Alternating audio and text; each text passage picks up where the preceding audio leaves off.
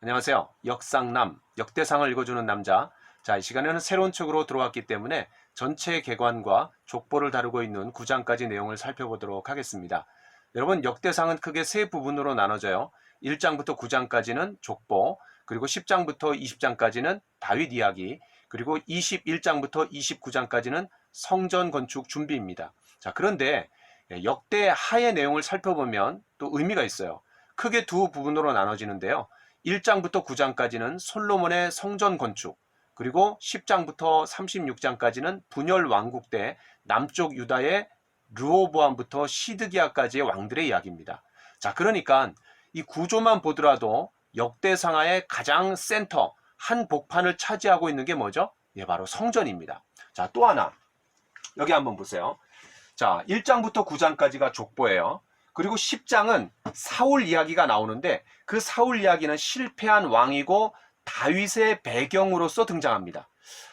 사무엘상에서는 그 9장부터 31장까지 이 사울에 대한 이야기가 상당히 길게 나와요.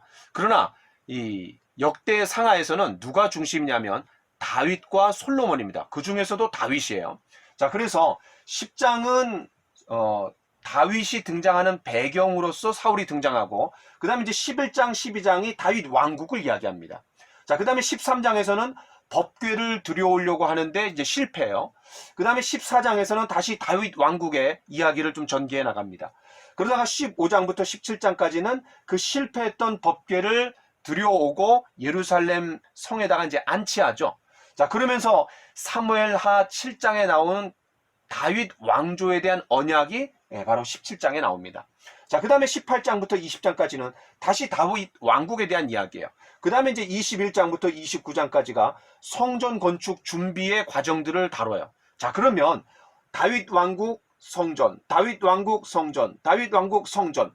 법궤는 결국은 그 법궤가 있는 곳이 또 성전이었잖아요. 자, 그래서 이런 내용의 전개 구조를 보더라도 두 가지가 강조된다는 것을 알 수 있죠. 다윗을 이상 왕으로 제시하면서 하나님이 통치하시는 신정국가, 그러니까 이상적인 국가, 하나님 나라의 건설이 중요했고, 또 하나는 뭐예요? 바로 하나님을 예배하는 삶이 가장 중요하다라는 거죠. 자, 그러니까 이 역대 상하에서 가장 중요한 핵심은 바로 하나님의 나라를 다시 이루는 일이고, 또 하나는 그 하나님의 나라가 이루어지는 중심 축으로서 성전, 그 성전에서의 예배가 강조되고 있다라고 여러분 좀 생각해 주시면 좋을 것 같아요. 자, 그러면 좀 더 이제 구체적으로 한번 들어가 보죠. 먼저 이 역대기라는 말의 의미가 뭐예요? 역대기라는 말은요, 그날들의 말씀들, 또 당시의 사건들, 아주 쉽게 쓰는 표현은 연대기라는 말입니다. 여러분, 나니아 연대기라는 말 들어보셨죠? C.S. 루이스라는 사람이 쓴 그런 7권으로 된 동화집인데요. 바로 이 나니아라는 말은 주인공이 여행하는 환상의 세계를 나니아라 그래요. 또 우리가 어떤 기관이나 부서에 가보면 역대 임원, 또 역대 회장 이런 말을 쓰죠. 바로 거기서 쓰는 말이 역대라는 말입니다. 자, 그래서 이 역대 상하, 바로 그런 당시의 사건들, 연대기라는 그런 의미로 여러분 살펴보시면 좋을 것 같아요. 자, 그러면 이 역대 상하가 언제 쓰여졌느냐, 그 집필 시기가 언제냐, 이게 이제 중요합니다. 왜냐하면 이것을 우리가 잘 알 때 기록 목적도 연이어서 우리가 알 수 있기 때문에 그렇습니다. 자, 이 역대상하가 쓰여진 시기는요, 이제 아수르를 집어삼킨 나라가 바벨론이고 그 바벨론을 집어삼킨 나라가 메데 바사입니다. 근데 여기서 말하는 바사라는 말은 성경에서는 바사인데 이거를 원래 의미로 돌리면은 페르시아입니다. 그래서 이 페르시아의 고레스 왕이, 영어로 이제 사이러스죠. 이 고레스 왕이 칙령을 내려서 포로로 잡혀왔던 모든 사람들은 다시 고국으로 돌아가라라는 그런 칙령을 내렸어요. 자, 이 칙령이 중요한 거는 예레미야 선지자를 통해서 포로로 잡혀가지만 70년 후에 귀환하게 된다라는 그 예언이 이제 성취되는 거죠. 이방 제국의 왕을 통해서 하나님께서 그 놀라운 예언이 성취되고 있다라는 겁니다. 자, 그래서 이런 오랜 바벨론 포로 생활을 마치고 돌아온 그런 얼마 안 된 유다 지역의 유대인들, 특별히 그 유다 나라 사람들만 이제 돌아왔어요. 자, 그런데 그 유대인들을 청중으로 기록한 것이 바로 역대상하입니다. 그러니까 이 귀향민들이 대부분 포로 시기 동안에 그 땅에서 태어났겠죠. 자, 그래서 이 고레스 칙령으로 인해서 고국 땅으로 돌아온 그 백성들이 어떤 문제의식을 가졌겠어요? 저는 적어도 세 가지의 문제의식을 가졌을 것 같아요. 우리는 누구인가? 그리고 왜 과거의 사건들이 일어났는가? 그리고 우리는 무엇을 해야 하는가? 자, 그것에 대한 답으로 주어진 게 뭐냐면 바로 역대상하입니다. 그러니까 앞에 이미 역사서가 하나 있었어요. 그게 뭐죠? 열왕기상하입니다. 그 열왕기상하는 어떤 초점을 가지고 쓰여진 책이냐면 과거에 무슨 사건이 일어났는가? 이런 관점을 가지고 쓴 책이 열왕기상하라면 역대상하는 과거에 그런 사건들이 발생한 이유가 뭔가? 왜 그런 사건들이 일어날 수밖에 없었는가? 그것에 대한 답으로 제시하고 있는 게 바로 역대상하라는 겁니다. 자, 그러니까 이 고레스 칙령에 의해서 돌아온 사람들이 그런 문제의식에 대한 해답을 제시하는 게 역대상하라 그랬잖아요. 그러니까 그 성전을 중심으로 대통합을 이루고 그런 새로운 삶의 규범을 제시하고 싶은 것이 바로 역대상하의 목적이라는 거예요. 따라서 이 다윗과 솔로몬 시대를 이상적인 모델로 제시하면서 두 가지를 꾀하는 거죠. 바로 하나님 나라의 건설을 이상적인 왕 다윗의 왕국을 모델로 삼고, 또 하나는 그런 성전의 회복이 중요하다라는 것이 바로 이 역대상하의 기록 목적입니다. 자, 그러면 아까 이제 제가 말씀드렸던 그런 그들의 세 가지 문제의식, 우리는 누구인가? 그리고 과거에 왜 그런 사건들이 발생했는가? 그리고 우리가 무엇을 여기에서 해야 하는가?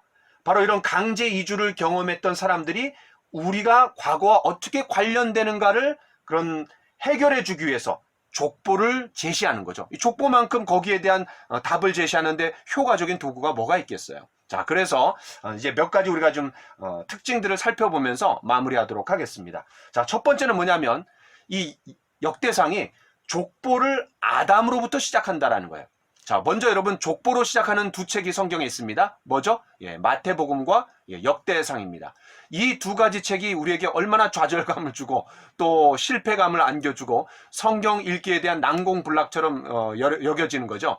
성경의 수면제라고 알려져 있는 이 족보인데, 그러나 1장부터 9장까지 길게 나와 있는 족보에 상당히 의미가 담겨 있다는 거예요. 자, 그게 뭐냐면 이 족보를 아담으로부터 시작합니다. 그렇죠? 여러분 1장 1절에 아담, 셋, 에노스. 야, 여기에 가인이 빠졌다는 게 또 중요해요. 아벨을 대신해서 하나님이 셋을 주셨잖아요. 그러니까 가인이 문화, 문명을 창달하는 인류 역사에 큰 기여를 했지만 하나님의 시야에서는 아무것도 아닌 겁니다. 그냥 nothing이에요, nothing.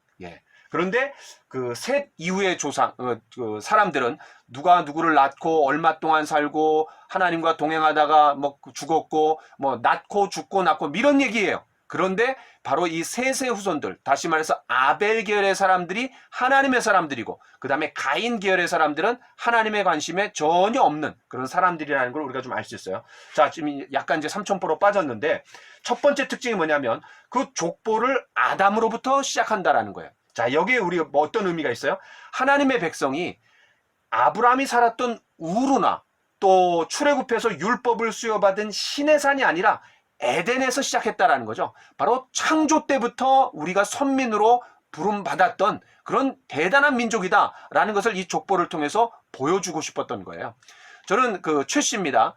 저는 경주 최씨 화숙공파 고은 최추원 선생님의 34대 손이에요. 근데 제가 경주 박물관에 간 적이 있는데 우리 그냥 시조가 거기 있는 거야. 굉장히 마음이 그냥 뿌듯하고 가슴이 벅차올랐어요. 그래서 이 평화랑 이제 제 아들한테 그걸 알려주고 같이 사진도 찍고 제 조상이 누구냐? 이게 이제 저에게 삶의 이유와 또 삶의 그런 자세를 좀 새롭게 해주는 굉장히 큰 도움이 됐던 것 같아요. 자, 그 마찬가지로 하나님께서 최초에 창조하신 아담, 그게 우리의 인류의 시조이고 그 아담으로부터 쭉 내려와갖고 우리가 지금까지 존재하는 거다. 우리가 결코 작은 민족이 아니다. 왜냐하면 그 당시 한번 생각해 보세요. 세계 대제국이었던 그런 페르시아가 그냥 떡주무르듯 세계를 제패하고 있었어요. 근데 거기 아주 그냥 조그만 나라가 뭐예요? 바로 그 한 나라를 지금 이루고 있는 것도 아니고 실패한 나라였고, 그리고 이제 고토로 돌아온 그런 그냥 이스라엘 땅이 바로 그 유대인들이 바로 아담으로부터 우리가 시작된 그런 사람들이다라는 걸 생각했을 때, 야, 얼마나 가슴이 벅차 올랐겠어요. 그리고 그런 좌절과 실패감에서 그런 새로운 기대감, 또 소망을 가질 수 있었을 거 아니에요. 그런 족보를 통해서 그런 목적을 좀 제시하고 있는 겁니다. 자, 두 번째는 뭐냐면 야곱의 후손을 다루는 2장부터 8장. 그러니까 1장에는 어떤 내용이에요? 아담, 셋, 에노스, 그 다음에 가인의 계열은 전혀 나오지 않고 통과해요. 그 다음에 노아의 세 아들, 그 다음에 이스마엘과 에서의 후손을 다룬 후에 이제 2장부터 8장까지가 바로 야곱의 후손, 이스라엘이라고 이제 개명을 했죠. 바로 야곱의 후손을 다루는 2장부터 8장까지 보면 제일 먼저 그 족보에서 다루고 있는 사람들이 누군지 아세요? 놀랍게도 유다의 족보입니다. 바로 2장 3절부터 4장 23절까지 상당한 분량을 유다를 이야기해요. 사실 첫 번째 아들이 누굽니까? 루벤이에요. 유다는 네 번째 아들입니다. 그럼에도 불구하고 가장 먼저 다루고 있어요. 왜 그럴까요? 바로 이 유다의 자손에서 누가 나와요? 바로 다윗이 나오는 거죠. 자, 그것 때문에 그렇습니다. 자, 루벤은 언제 나오냐면 5장 1절부터 10절에 나와요. 자, 그런데 이 유다 중심으로 역사를 서술하겠다라는 것을 이제 만천하에 이렇게 밝히는 거예요. 자, 그래서 2장 3절부터 55절까지 쭉 나오고, 그 다음에 이제 3장 1절부터 24절까지 다윗에 대한 이야기가 나옵니다. 다윗에 대한. 그 다음에 이제 4장 1절부터 23절까지 유다의 자손이 나오는데, 흥미로운 사실은 여러분 3장 1절부터 24절, 그 다음에 4장 1절부터 23절, 그 다음에 그 앞에가 뭐예요? 바로 2장 3절부터 55절. 자, 그런데 요 유다의 족보를 세 등분으로 나눴는데 가운데가 뭐예요? 센터가 바로 다윗입니다. 그런데 이제 여기에 쭉 보면은 다윗의 19명의 아들들이 나와요. 그런데 앞에 9명이 나오고 뒤에 9명이 나오고 가운데 누굽니까? 10번째가 바로 솔로몬입니다. 그러니까 솔로몬을 중심으로 9명이 있었고 솔로몬을 중심으로 뒤에 9명이 있었다라는 거예요. 자, 그러면 다윗의 중심이면서 동시에 또 누가 중심인 거예요? 바로 솔로몬 중심으로 이야기하겠다라는 겁니다. 자, 그러면 여러분 역대상 10장부터 역대하 9장까지 총 65장 중에 29장을 다윗과 솔로몬에게 할애하고 있어요. 이제 이게 뭐가 중요하냐면 통일 왕국을 다루고 있는 29장이고 그 다음에 분열 왕국을 이루는 게 27장입니다. 근데 그 통일 왕국의 두 왕이 누구예요? 다윗하고 솔로몬입니다. 그 다윗하고 솔로몬에게 무려 29장을 할애하고 있는 거예요. 물론 이제 한 장은 이제 사울 이야기죠. 그러니까 28장을 통일 왕국을 다루면서 거기에 다윗과 솔로몬에게 집중해서 이야기하고 있고, 그러니까 아까 제가 말씀드렸던 다윗과 솔로몬을 하나의 이상적인 모델로 제시하고 있다는 거죠.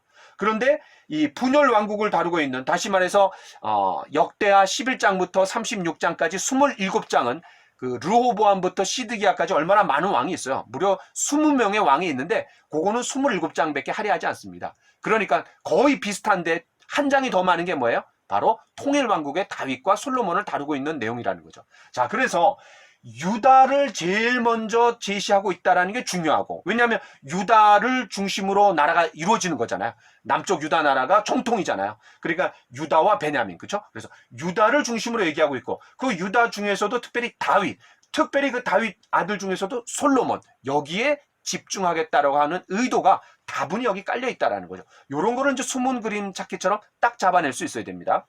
자, 그 다음에 또 이 다윗과 솔로몬을 제시하면서 흥미로운 사실은요, 그들의 부정적인 사례들은 기록하고 있지 않습니다. 예를 들면은 다윗과 바세바 없습니다. 또 압살롬의 반역 없습니다. 또 암놈의 다말을 강간하는 이런 거 없습니다. 또 솔로몬이 정적들을 제기하는 것 이런 거 전혀 없어요. 또 결혼하고 배교하는 이런 내용들이 기록되어 있지 않습니다.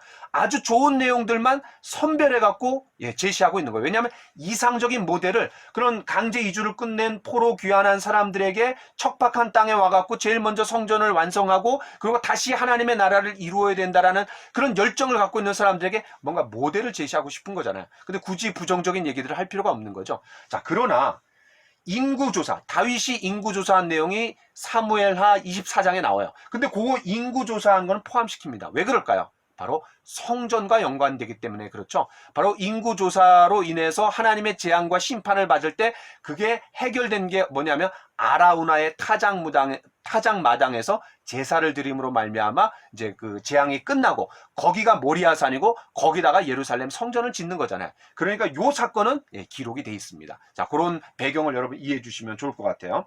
자, 어쨌든 그런 다윗과 솔로몬에게 지면에 한 40%를 할애하고 있다. 역대상, 역대하 전체 내용에서. 여러분 참고로 역대상은 29장이고요. 그 다음에 이제 역대하는 36장이에요. 그러니까 도합 몇 장이에요? 65장입니다. 상당히 긴 내용이죠. 자, 그 다음에 이제 세 번째는, 첫 번째는 이제 족보를 아담으로부터 시작했다. 두 번째는 야곱의 후손을 다루는 2장부터 8장에 보면은 유다의 족보를 제일 먼저 다루면서 강조하고 있다. 이걸 봤어요. 자, 세 번째가 뭐냐면 레위 지파가 중심이 되고 있습니다. 무슨 말이냐? 유다, 시몬, 루벤, 갓, 므낫세 이렇게 다루다가 그 다음에 이제 레위를 다뤄요. 레위.